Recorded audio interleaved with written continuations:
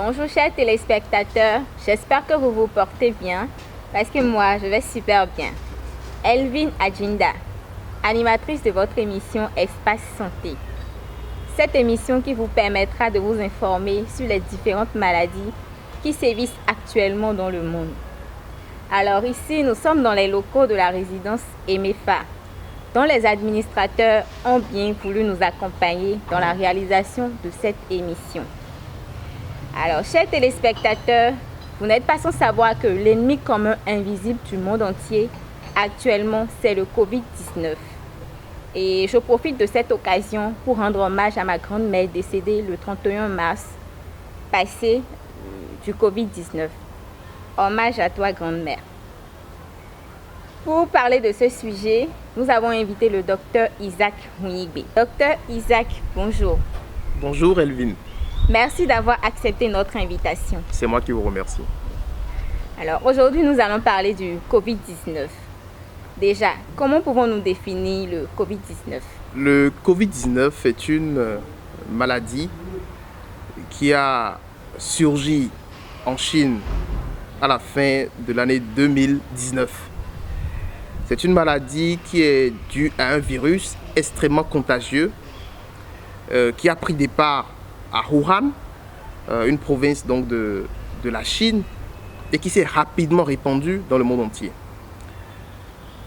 L'OMS, l'Organisation mondiale de la santé, a qualifié le Covid-19 d'urgence sanitaire de portée internationale. Et ensuite l'a qualifié de pandémie parce que le Covid-19 a touché et touche finalement tous les continents. C'est une maladie qui est causée donc par un virus qu'on découvre tous les jours parce que c'est un nouveau virus qui est extrêmement contagieux, qui se diffuse très facilement et qui provoque des cas de décès, qui peut tuer.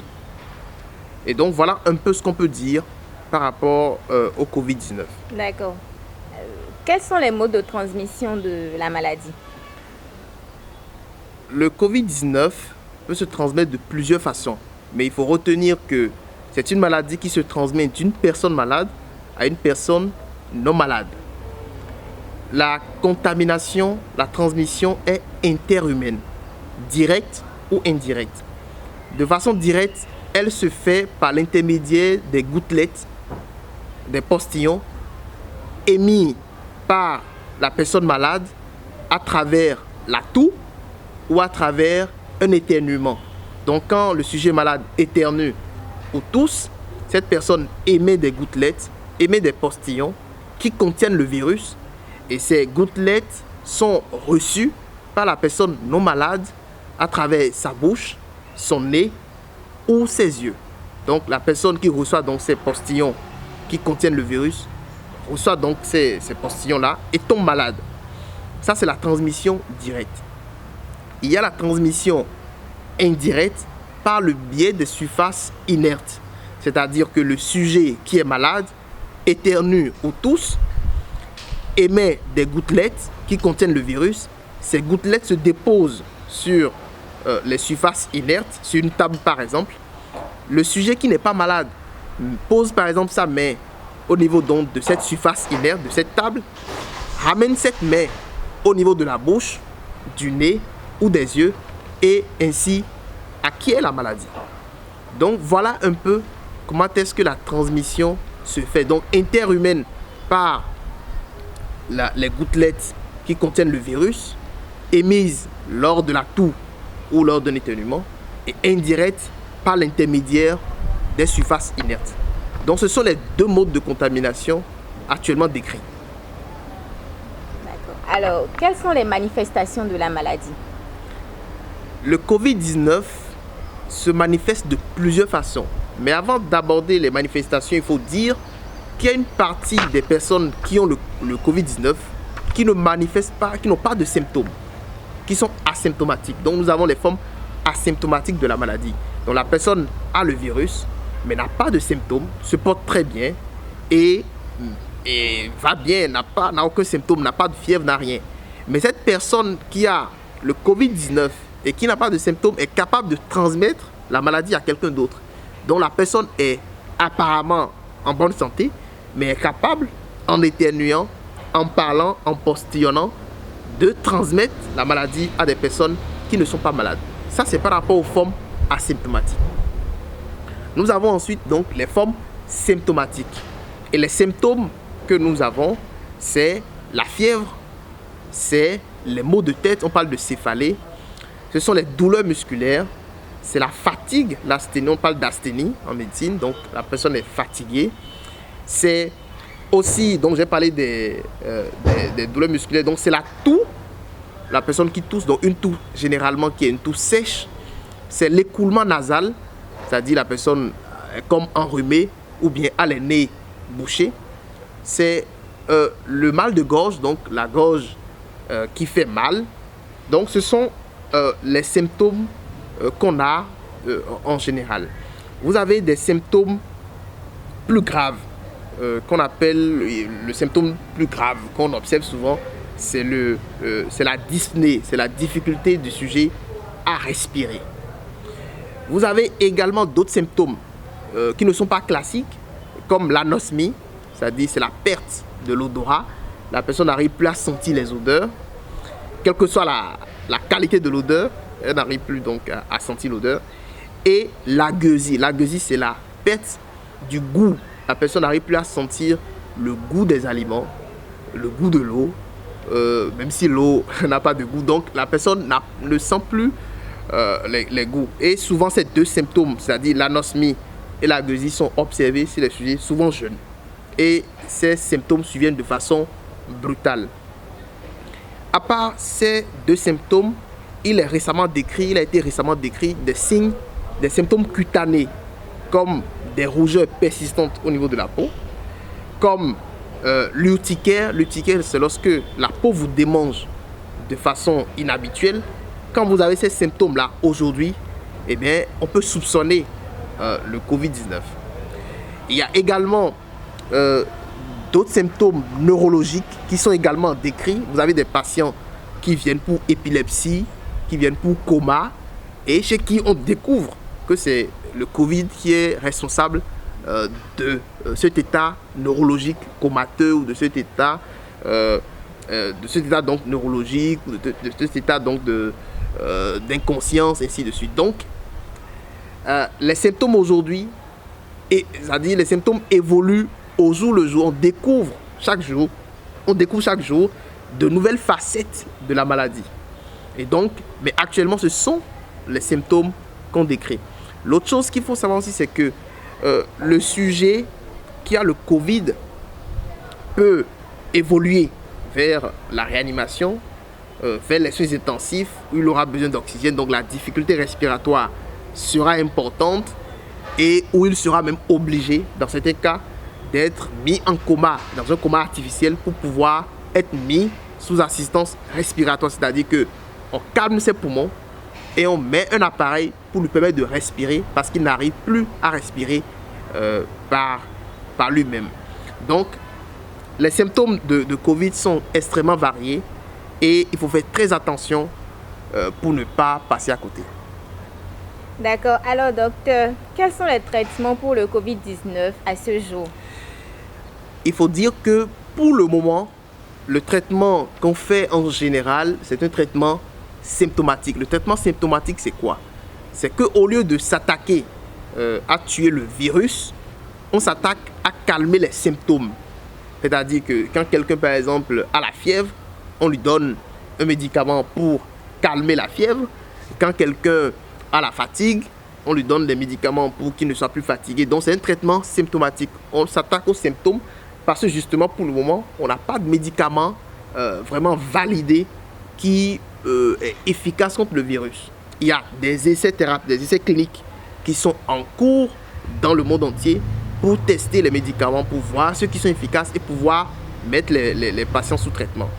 Et parlant de la fièvre, il est interdit, il n'est pas recommandé de prendre les anti-inflammatoires non stéroïdiens, notamment l'ibuprofène, l'aspirine, quand on a de la fièvre dans un contexte de Covid, parce que ces médicaments ont tendance à aggraver la maladie. Donc quand on a la fièvre, eh bien, il faut se limiter au paracétamol sous le conseil de son médecin.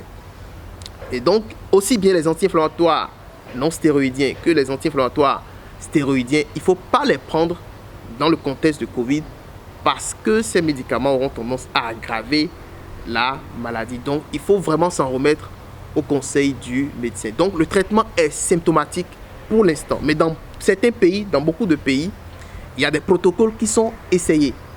Par exemple, au Bénin, le gouvernement a décidé de mettre les patients qui souffrent de Covid sous l'association hydroxychloroquine et azithromycine. Donc, au Bénin, si vous avez le Covid-19, eh bien, on vous met sous cette association de médicaments qui est censée réduire la charge virale et réduire la durée de séjour à l'hôpital et réduire le passage vers les formes graves. Donc, le Bénin l'a adopté comme beaucoup d'autres pays dans le monde. Donc, voilà un peu ce qu'il faut dire par rapport au traitement en précisant qu'il y a actuellement dans le monde des essais thérapeutiques. Il y a par exemple en Europe l'essai Discovery qui est en cours, qui teste un certain nombre de médicaments. Et dans les prochains jours, on aura les résultats et on saura l'efficacité de tel ou de tel autre médicament. D'accord. Alors, quelles sont les précautions à prendre pour éviter cette maladie? Et donc, par rapport aux mesures de prévention, il faut dire que pour l'instant, les mesures de prévention sont importantes, sont essentielles pour lutter contre la maladie.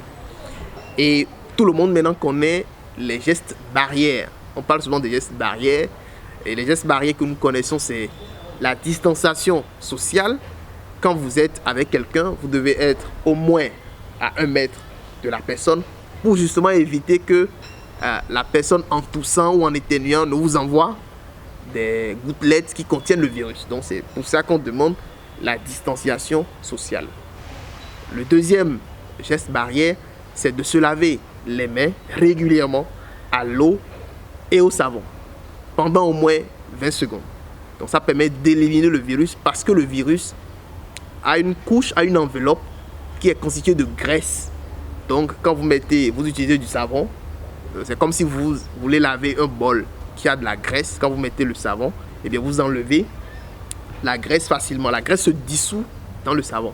Donc quand on se lave les mains avec de l'eau, simplement ça ne marche pas. Il faut se laver avec de l'eau et du savon pour pouvoir dissoudre la graisse qui enveloppe le virus, pour pouvoir l'éliminer.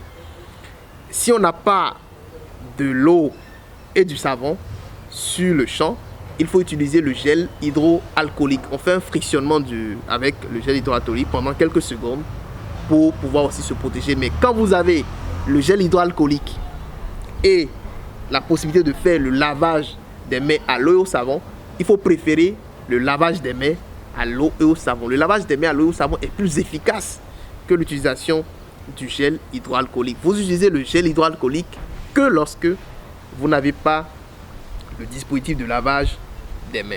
Donc voilà aussi une autre méthode. Un autre geste barrière, c'est le fait de tousser ou d'éternuer dans un mouchoir propre ou dans le coude.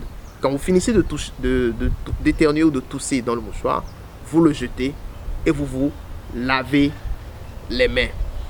Et un autre geste barrière, c'est de décontaminer de façon régulière les surfaces inertes. Parce qu'on l'a dit tout à l'heure, les postillons, les gouttelettes émises par les personnes malades peuvent se déposer ou se déposent sur les surfaces inertes comme les tables, comme les portes, ainsi de suite. Donc, il faut chaque fois décontaminer ces surfaces parce que quand vous ne décontaminez pas les surfaces et que quelqu'un qui est malade, qui a le virus en toussant ou bien avec sa main dépose le virus sur une table, quand vous mettez votre main, vous prenez le virus et forcément, quand vous l'envoyez à la bouche, au nez et ou aux yeux, vous chopez le virus. Donc, il faut chaque fois les nettoyer avec des solutions chlorées comme l'eau de Javel. Vous pouvez nettoyer et puis décontaminer les surfaces de façon régulière. Donc ce sont les méthodes barrières qu'on utilise. Mais il y a également l'utilisation du masque qui a été imposé désormais, qui a été rendu obligatoire par le gouvernement, donc pour permettre donc de limiter la propagation de la maladie. Et le masque, il faut bien le mettre. Il faut, avant de le mettre, se laver les mains à l'eau savon ou bien faire un frictionnement hydroalcoolique. Il faut bien positionner le masque en mettant la partie rembourrée sur la racine du nez et bien couvrir donc le nez et la bouche. Et après, quand vous mettez le masque, il ne faut plus toucher le masque. Il ne faut plus toucher le masque. La durée du masque chirurgical, puisque c'est de ça qu'il s'agit, c'est de 3 à 4 heures. Donc il faut changer ce masque-là toutes les 3 à 4 heures. Et quand vous finissez de le changer, vous vous lavez les mains à l'eau savon et vous faites un frictionnement hydroalcoolique des mains. L'autre chose qu'il faut aussi dire, c'est que quand c'est un masque chirurgical, la face qui est vers l'extérieur, c'est la face colorée. Quand on dit la face colorée, c'est la face bleue ou la face verte. Donc il ne faut pas envoyer la face verte ou la face bleue vers vous. Il faut plutôt l'envoyer au dehors. Parce que beaucoup se confondent cet aspect-là aussi. Donc voilà un peu les méthodes qui sont utilisées pour pouvoir limiter la propagation de la maladie. Alors, docteur, avez-vous des conseils à donner à la population en particulier? Oui, je pense que la population doit se rendre compte, doit prendre conscience de ce que le Covid-19 est une maladie sérieuse. Ce n'est pas une petite grippe, c'est une maladie sérieuse qui tue.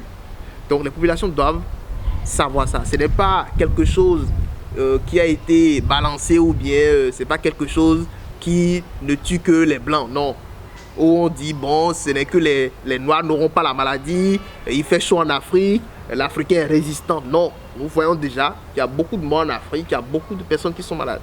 Et donc, les populations doivent prendre conscience de ça et respecter les mesures que les autorités sanitaires prescrivent, parce que c'est très important pour limiter la propagation de la maladie.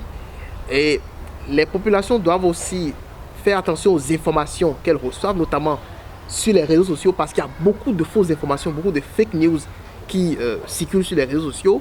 Et j'ai l'habitude de dire que quand vous avez une pandémie ou une épidémie, vous avez en même temps une infodémie, c'est-à-dire une surcharge d'informations qui vous embrouille, qui peut même vous tuer même avant que l'épidémie ne vous tue. Donc l'infodémie, il y a 2 virus qui circulent au cours d'une épidémie.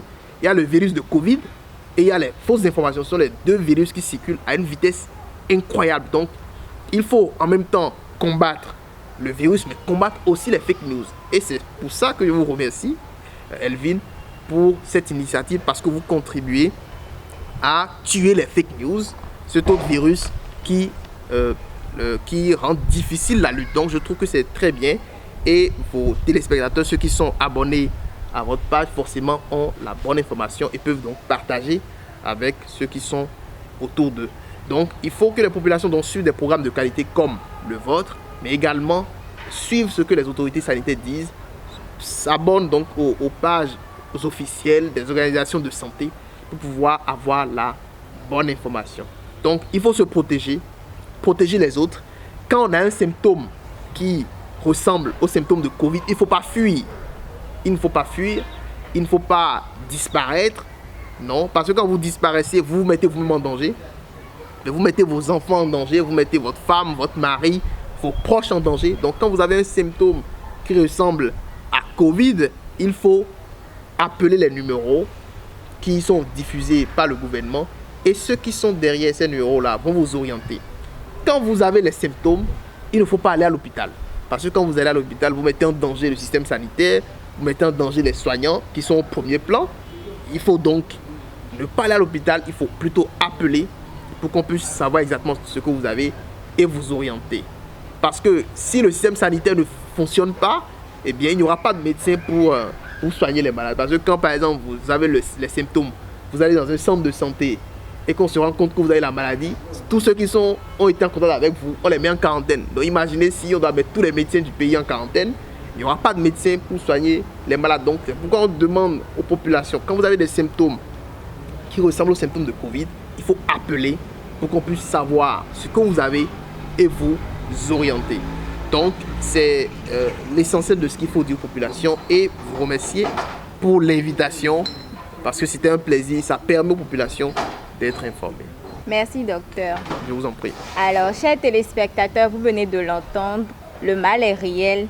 Donc, nous appelons à la responsabilité d'abord individuelle et ensuite collective. Si vous pensez comme moi qu'il y aura un après-corona pour nous tous, alors respectez les gestes barrières, protégez votre famille et votre entourage et surtout, restez chez vous. Je ne saurais finir sans remercier tous nos partenaires et sponsors et un spécial coucou à cette dame, Mora Fashion, qui a accepté de m'habiller pour cette émission et également Kate Glams, cette maquilleuse qui a accepté de me maquiller pour cette émission. Et merci de nous avoir suivis et à très bientôt pour un autre sujet. Merci, docteur. Je vous en prie.